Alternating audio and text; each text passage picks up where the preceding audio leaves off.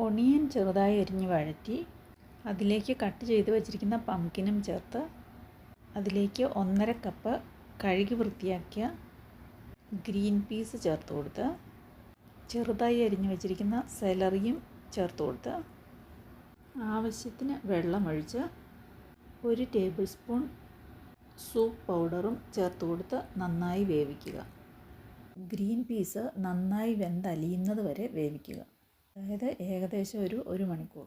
Stove off ചെയ്യുന്നതിന് 1 minute മുമ്പ് 1.5 table spoon soup പൗഡറും 1/2 ടീസ്പൂൺ പെപ്പർ പൗഡറും ഇട്ട് 10-20 മിനിറ്റ് അടച്ചു വെക്കാം.